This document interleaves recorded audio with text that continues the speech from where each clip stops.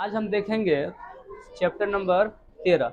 Okay, chapter number 13 या फिर पाठ 13, जिसका नाम है सीधा और प्रतिलोम अनुपात। ओके, तो सबसे पहले हम चर्चा करेंगे सीधा और प्रतिलोम अनुपात के बीच में अंतर।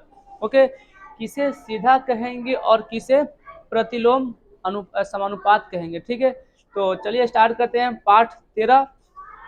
तो देखिए, सीधा अनुपात यानी कि किसी चीज को, यदि किसी चीज के बीच में जो अंतर हो अगर समान हो तो उसको हम कहेंगे सीधा अनुपात। जैसे कि हम आपको एग्जाम्पल के तौर पे समझाते हैं। ठीक है, कि मान लीजिए कि तीन व्यक्ति किसी कार्य को 6 घंटे में करते हैं। कितने घंटे में करते हैं? 6 घंटे में करते हैं। तो अगर यहाँ पे व्यक्ति हम 6 करते, कितने, अगर 6 व्यक्ति करते हैं तो इस कार्य को कितना घंटा में किया जाएगा? तो जाहिर सी बात है, अगर 3 व्यक्ति किसी कार्य को 6 घंटे में करते हैं तो 6 व्यक्ति उस कार्य को कितने में करेंगे? उसका आधा ही लगेगा ना, उसका आधा लगेगा। यानी कि हम यहाँ पे देख सकते हैं कि इसके अंदर क्या हो रहा है कि अगर व्यक्तियों की संख्या हम बढ़ा रहे हैं तो क्या हो रहा है? समय घट रहा है। यानी कि एक को हम बढ़ा रहे हैं तो दूसरा क्या हो रहा है? घट रहा है। यहाँ पे हम व्यक्तियों की संख्या बढ़ा रहे हैं तो समय क्या रहा है? घट रहा है। तो जब भी हम ऐसा देखेंगे कि जिसमें एक को बढ़ाने पर दूसरा घट रहा है तो समझेंगे यह समानुपात कैसा है? तो प्रतिलोम अनुपात। कैसा अनुपात है? प्रतिलोम। यानी कि एक को बढ़ाने पर अगर दूसरा घट रहा है तो प्रतिलोम अनुपात। ओके, आपको मैं एग्जाम्पल के तौर पे भी बता सकता हूं। जैसे मान लीजिए कि राम किसी कार्य को, 2 व्यक्ति किसी कार्य को 2 दिनों में कर रहे हैं। ठीक है, व्यक्ति कितने हैं? 2, और कार्य जो है वो कितने दिनों में कर रहे हैं? समझ लो यहाँ पे 4 दिन में कर रहे हैं। कितने दिन में? 4 दिन में कर रहे हैं। यदि व्यक्ति 4 कर दिया जाए तो कार्य कितने दिन में होगा? अब अपने को पता है कि हमको कार्य तो पता नहीं है, तो हम क्या मान लेंगे? उसको हम x मान लेंगे। ठीक है, मान लेंगे। तो आप देख रहे हो कि इसमें अगर व्यक्ति की संख्या हम बढ़ा रहे हैं तो कार्य का ऑटोमेटिक घटने वाला है, घटेगा ना। तो यहाँ कौन सा प्रतिलोम लग रहा है? ये प्रतिलोम लग रहा है ना। कौन समानुपात है? तो प्रतिलोम समानुपात है। तो प्रतिलोम समानुपात को हल करने का तरीका होता है, देखो इसको हम x1 कह सकते हैं। क्या? x1। इसको हम x2 कह सकते हैं, इसको y1 कह सकते हैं, इसको y2 कह सकते हैं। ठीक है, सभी की जगह पे हमने क्या रखा है? मान को रखे हैं। तो जब इस प्रकार से प्रश्न हो कि एक ऊपर बढ़े और दूसरा घट रहा हो तो इसको कहेंगे प्रतिलोम समानुपात। ठीक है, और इसको हल करने का तरीका होता है, फॉर्मूला होता है क्या? x1 into y1 is equal to x2 into y2। Okay, यानी कि पहला ये और फिर ये x1 है, ये y1 है, इन दोनों का गुणा होगा, और दूसरे में x2 और y2 का गुणा होगा। आप देख सकते हैं x1 पे क्या है? 2 है, और y1 पे 4 है। गुणा कर दिया, बराबर का चिन्ह लगाया। x2 पे क्या है? 4 है, और y2 पे क्या है? x है। x है ना, इसका हमने गुणा किया, ये कितना हो जाएगा? 8, और ये हो गया 4x। हो गया।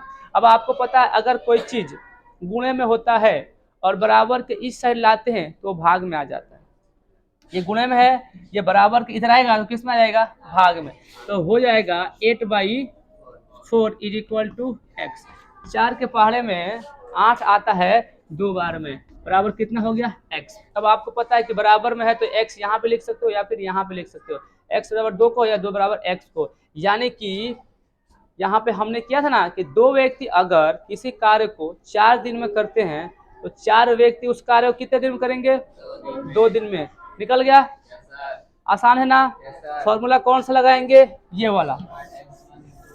यदि प्रतिलोम अनुपात मालूम पड़ रहा है, एक बढ़ रहा है घट रहा है, तो x1 into y1 x1 into y1 is equal to x2 into y2, इस फॉर्म में हम बनाएंगे। ये क्या है? प्रतिलोम अनुपात। अब हम बात करेंगे सीधा अनुपात के ऊपर, ठीक है। I hope all of you understand this introduction. मुझे आशा है कि आप सभी लोगों को ये समझ में आ रहा होगा इंट्रोडक्शन, और ये इंट्रोडक्शन समझ में आ जाएगा तो पहला और दूसरा जो प्रश्नावली है बनाने में कोई दिक्कत नहीं होगी। ओके, अब हम चलते हैं किसके ऊपर? सीधा समानुपात। ओके, ये जो फॉर्मूला है किसका है? प्रतिलोम अनुपात। किसका? प्रतिलोम अनुपात का जो भी है ये फॉर्मूला है, ठीक है। इसी पे बनेगा प्रतिलोम अनुपात। अब हम बात करेंगे यहाँ पे किसका? तो सीधा समानुपात, ठीक है। यहाँ पे हम देखेंगे कि देख ले, यहाँ पे हम लिखते हैं वस्तु, ठीक है, और यहाँ पे लिखते हैं कीमत, ठीक है। वस्तु 2 kg, क्या 2 kg कुछ भी हो सकता है, ठीक है। 2 kg कोई सामान है, वो कितने मिल रहा है? 40 रुपये में मिल रहा है। कितने रुपये में मिल रहा है? 40 रुपये में। तो 4 kg सामान कितने रुपये में मिलेगा? वाट, ठीक है। आप देख सकते हो यहाँ पे कि अगर 2 किलो का मूल्य 40 रुपया है तो जाहिर सी बात है कि 4 kg का मूल्य क्या होगा? बढ़ेगा, बढ़ेगा ना। अगर तो इसका 2 किलो का 40 रुपया है तो 4 kg का 80 रुपया है, ऐसा हम कह सकते हैं ना। यानी हम देख रहे हैं इसमें कोई घट रहा है नहीं, और ये जितना है उसका, ये जितना है उसके हिसाब से हम बढ़ रहे हैं तो भाव भी बढ़ रहा है। अगर सामान बढ़ रहा है तो भाव भी बढ़ रहा है, लेकिन उसमें ऐसा नहीं था। अगर व्यक्ति बढ़ रहे तो समय घट रहा था, लेकिन इसमें क्या, भाव बढ़ रहा है तो वस्तु भी बढ़ रहा है, वस्तु बढ़ रहा है तो रुपया भी बढ़ रहा है, बढ़ रहा है ना। तो इस अवस्था में इसको बनाने के लिए हम क्या हल करेंगे? इसका फॉर्मूला लगेगा कि अब इसको भी हम मान सकते हैं x1 और इसको x2, इसको y1, इसको y2। तो इसका फॉर्मूला होगा x1 बटे y1 is equal to x2 बटे y2, ठीक है। अब हम देख सकते हैं, हमें यहाँ पे नहीं पता है क्या है कि हमने यहाँ पे देखा कि 2 kg आम या जो भी है उसका कीमत 40 रुपया है, तो 4 kg आम का कीमत कितना होगा? तो I don't know about this price. तो हमने इसको सीधा प्रतिलोम, सीधा अनुपात के माध्यम से इसको हल कर रहे हैं। हम देख रहे हैं कि दोनों का अगर भाव बढ़ रहा है तो वस्तु भी बढ़ रही है, वस्तु बढ़ रहा है तो भाव भी बढ़ रहा है, मतलब इसमें बढ़ ही रहा है, घट रहा है कुछ नहीं है। तो हमने कौन सा फॉर्मूला लगाया? ये वाला। अब देखिए x1 की जगह पे क्या है और y1 की जगह पे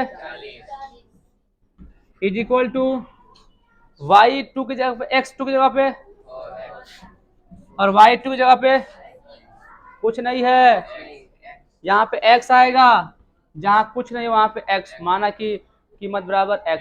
ऐसा भी लिख सकते हैं, माना कि कीमत बराबर x। तो यहाँ पे क्या ले लिया? x। अब आपको पता है क्रॉस में गुणा होता है जब बराबर में होता है, तो पहले हम x वर्ग लेते हैं और फिर हम इसको लेंगे। ये कितना हो जाएगा? 2x, और ये कितना हो जाएगा? 160 होगा ना। अभी देखो ये बराबर में है, गुणे में इधर जाएगा तो भाग में आएगा ना। तो यहाँ पे 2 जाएगा, 2 के पहाड़े में 160 कितनी बार में आता है? 80 बार में। आ गया 80 रुपये, इसका दाम निकल गया 80 रुपये। कितना हो गया? तो आप, मुझे ऐसा आशा हो रहा है कि सीधा अनुपात और प्रतिलोम अनुपात में आप समझ चुके होंगे कि यदि भाव बढ़ रहा है तो वस्तु भी बढ़ रही है, तो मतलब दोनों में अगर वृद्धि हो रहा है तो सीधा अनुपात, और प्रतिलोम अनुपात में अगर भाव बढ़ रहा है तो समय, मतलब कि कोई चीज को हम व्यक्ति बढ़ा रहे हैं तो समय घट रहा है, ठीक है। रफ्तार बढ़ा रहे हैं तो समय घट रहा है, तो इसको कहेंगे प्रतिलोम अनुपात। ओके, समझ में आया? Yes sir. ओके, तो आगे चलते हैं प्रश्नावली 13.1 की ओर। ओके, यहाँ पे हम देखेंगे प्रश्नावली 13.1।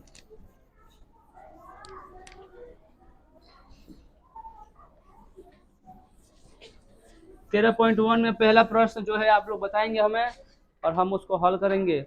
लिखते हैं एक्सरसाइज 13.1।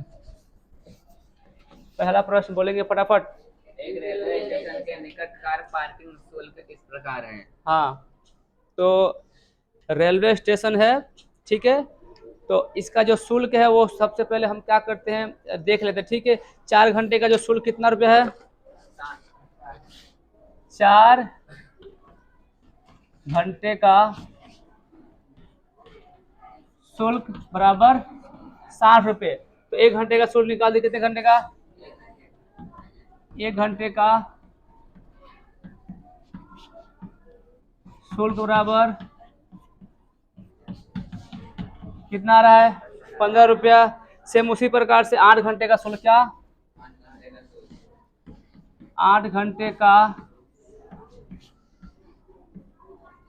शुल्क कितना रुपया है? 100 रुपया है ना।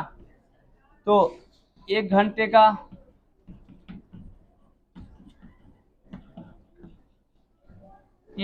शुल्क 100/8 बराबर 12.5, એટલે 12.50, ठीक है, 12 रुपये 50 पैसे हो गया, ठीक है। इसी प्रकार से 12 घंटे का देखते हैं, कितने घंटे का? 12 घंटे का शुल्क कितना है? 140 रुपये है। ओके, तो 1 घंटे का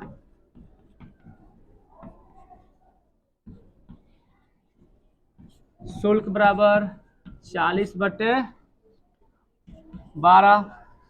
तो कितने बार में आएगा? एक बार में 11 पॉइंट कुछ है।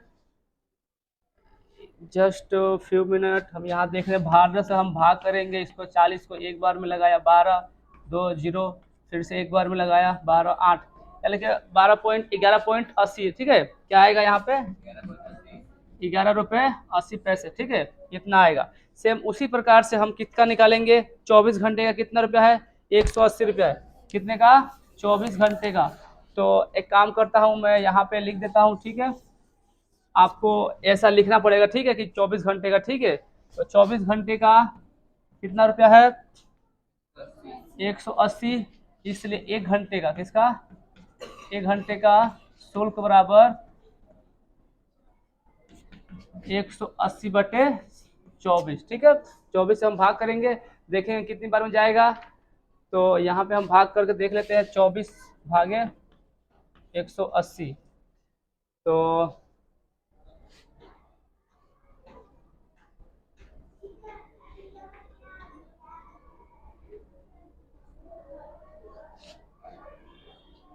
120,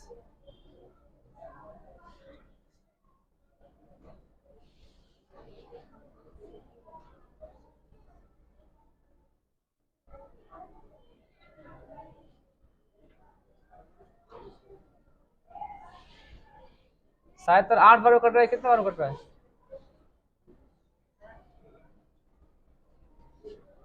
अरे कितने बार में भाग के देखो ना, कितने बार में कट रहा है। टाइम वेस्ट कर रहे हो। 120 64, 7 बार में शायद तक कट रहा है। हाँ, 7 बार कट रहा है ना। हाँ, तो कितना रुपया हो जाएगा इसका? 7 रुपया कुछ पैसा होगा। 7 रुपये कुछ पैसे होंगे, ठीक है। इसके कितने जाएंगे? 7 रुपये कुछ पैसे, ठीक है। भाग करके देख लो, 7 रुपये कुछ पैसे होंगे। अब इसमें प्रश्न में क्या कह रहा है कि रेलवे स्टेशन टिकट पार्किंग, नीचे कह रहा है कि जांच कीजिए क्या पार्किंग शुल्क पार्किंग समय के प्रत्यक्ष अनुपात में है। तो यहाँ पे देख रहे हैं ये प्रत्यक्ष अनुपात में नहीं है, क्योंकि प्रत्येक घंटे का, देखिए हमने जब 4 घंटे का देखा तो 1 घंटे कितना रुपये था? 15 रुपये था। उसके बाद 8 घंटे के हिसाब से देखा तो 1 घंटे का 12.5 रुपये। उसके बाद से 12 घंटे का देखा तो 1 घंटे का 11 रुपये 80 पैसे। अब हमने जब 24 घंटे का देखा तो 7 रुपये कुछ पैसे आ रहे हैं, ठीक है। यानी कि हम देख रहे हैं प्रत्यक्ष अनुपात में नहीं। हमें बस यही बताना है कि दिए गए जो शुल्क है वो प्रत्यक्ष अनुपात में नहीं है। और इस प्रकार से प्रश्न नंबर पहला जो होता है वो क्या होता है? समाप्त होता है। चलते हैं प्रश्न नंबर 2 की ओर। प्रश्न नंबर 2, प्रश्न नंबर 1 हो चुका था। कह रहा है कि लाल रंग के पदार्थ के भाग, ठीक है। तो हमने भाग नहीं लिखा है, तुम समझ जाइयो। और नीचे लिखा है मूल मिश्रण के भाग। कह रहा है कि लाल रंग के जो पदार्थ है, अगर वो 1 है तो मिश्रण के भाग कितने? 8 है। और यदि 4 है तो मिश्रण के भाग कितने होंगे? तो आप देख रहे हो कि अगर 1 का यहाँ पे 4 किया है तो यहाँ पे 8 का जाहिर सी बात है कि बढ़ रहा है। तो मतलब कि अगर ये बढ़ रहा है तो ये भी बढ़ रहा है, ये बढ़ रहा है तो ये भी बढ़ रहा है, तो ये भी बढ़ रहा है, यानी कि दोनों साथ में बढ़े जा रहे हैं। तो हमने आपको भी बताया इंट्रोडक्शन में कि यदि पहला बढ़ रहा है तो दूसरा भी बढ़ रहा है, यानी कि जब दोनों साथ में बढ़ रहे हैं तो ये कौन सा अनुपात है? सीधा अनुपात। और सीधा अनुपात ज्ञात करने के लिए फॉर्मूला कौन सा है? तो x1 बटा y1 is equal to x2 बटा y2, ठीक है, ये फॉर्मूला है। आप देख सकते हैं यहाँ पे x1 की जगह पे ये है बराबर 4 बटे में x। हमें नहीं पता ना यहाँ पे क्या आएगा, हमने x लग गया। अब आपको पता है क्रॉस में गुणा होता है, ठीक है, होगा क्रॉस में गुणा, तो ये हो गया x और 8 चौके 32, यानी कि यहाँ पे कितना हो गया? 32। सेम उसी प्रकार से अगर ये 8 तो 7 बटा कितना होगा, तो हम किसको लेंगे? यही भरना है ना, सारणी पूरा करना है ना, तो हम ले लेते हैं यहाँ पे 1/8 बराबर 7/x। ये हो गया x और ये हो गया 7 8 है 56, कितना हो गया? 56 हो गया। फिर से इसी फॉर्म पे लेंगे, ये इसको लेने देंगे, अब इसका अनुपात ज्ञात करेंगे, तुलना करेंगे, ठीक है। तो हम क्या ज्ञात करेंगे? 7 की जगह पर हम क्या लेते हैं? 12 और देखते हैं, तो 12 8 है x बराबर 96 हो गया। सेम उसी प्रकार से अगर हम यहाँ क्या लेते हैं? 20 लेते हैं और यहाँ पे x, तो ये हो गया x और क्या हो गया? 160। इस प्रकार से सारणी क्या हो गई? फुल हो गई। चलते हैं प्रश्न नंबर 3 की ओर।